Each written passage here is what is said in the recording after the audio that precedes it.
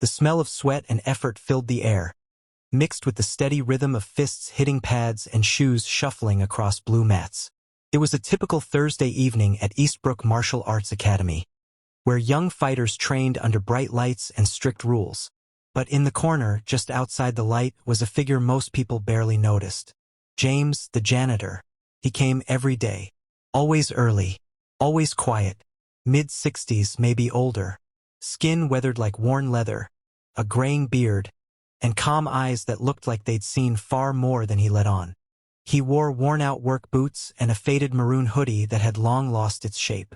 A mop in one hand, a bucket in the other. He never spoke unless spoken to. Most of the students thought he was just another old guy doing a job. They were wrong, but no one knew that yet. That evening, Corey was running the advanced sparring session. A third-degree black belt, barely 30, with quick fists and an even quicker mouth. He loved being the alpha of the room. The loudest voice, the flashiest kicks, the sharpest jokes. And today he spotted James standing near the edge of the mat, watching. "Hey, old man," Corey called out, voice dripping with sarcasm. "You ever fight anyone besides a mop?" The gym erupted in laughter. Some of the younger students laughed nervously. Others joined in loudly, eager to stay on Corey's good side. Even a few assistant instructors smiled. After all, Corey was the rising star of the academy. Nobody wanted to challenge him. Except James. He didn't smile.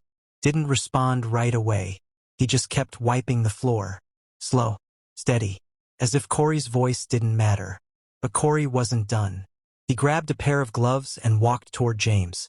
"Come on, man. One round. Let's see what you've got." He laughed and added, "Unless you're afraid of spilling your coffee." The room roared again. James finally looked up. His eyes, deep and calm, met Corey's, and the gym went a little quieter. He said just 2 words. "You sure?" And suddenly, everything stopped. Corey blinked. "Wait, you serious?" James nodded once, slowly. The students were whispering now, confused, curious. Nobody had ever seen James like this. He placed the mop against the wall, unzipped his hoodie. Underneath, he wore a simple black t-shirt, tight enough to reveal a surprisingly toned body. Not bulky, but solid. Powerful. People leaned in. Someone pulled out their phone. "Old man's really gonna do it," someone whispered. Corey grinned. "All right then." He tossed James a pair of gloves. James caught them without looking. "Don't worry," Corey smirked. "I'll take it easy on you." James stepped onto the mat. No warm-up, no stretching, just a slight roll of the shoulders. His stance was relaxed, effortless, like a man slipping into an old, familiar rhythm. The sensei, Master Fujioka, watched silently from the far end of the gym. His eyes narrowed. He didn't move, didn't speak, but his face said everything. He knew. "Ready," Corey barked. James nodded. The whistle blew. Corey darted forward with his signature speed. He always opened with a jab and a spinning back kick. He'd knocked out 2 competitors that way last month. He threw the jab. James didn't even blink. He simply turned his head, and the punch missed his cheek by an inch. Before Corey could launch the kick, James pivoted, calmly, smoothly, and tapped the back of Corey's leg with his foot. Corey fell. Just like that. No force. No drama. Just flawless timing. The gym went dead silent. The man they all laughed at had just dropped their strongest fighter with a tap. Corey jumped up, red-faced, laughing nervously. Lucky shot. He rushed forward again. Faster this time, throwing 3 quick punches and a hook.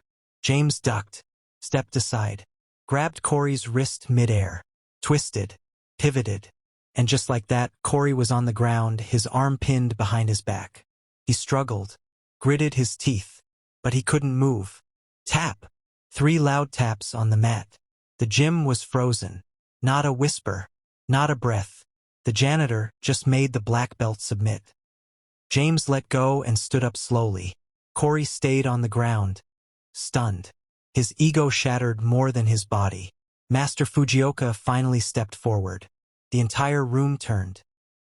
He walked up to James, bowed deeply, and said, "It is good to see you again, Sensei James."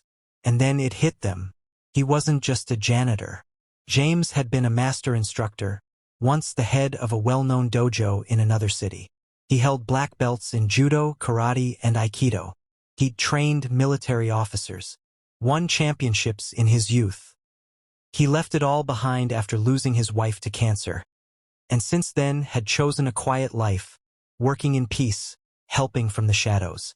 He never spoke of his past, never sought recognition, but today, when disrespected, he stepped forward, not with anger, but with skill, dignity, and quiet power. Cory got to his feet and bowed. "I'm sorry, Sensei." "I disrespected you, and myself." James smiled gently and said, "We're all students, son. Just be willing to learn." That day changed the entire dojo. James became a silent legend. Students greeted him with respect. They listened when he spoke. They asked for guidance, not just in technique, but in humility, patience, and life. And Cory? He changed the most.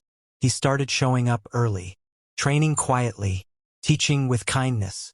And whenever a student got cocky, he'd share the story. "The day I got humbled by a man holding a mop." James never asked for attention. He simply reminded everyone,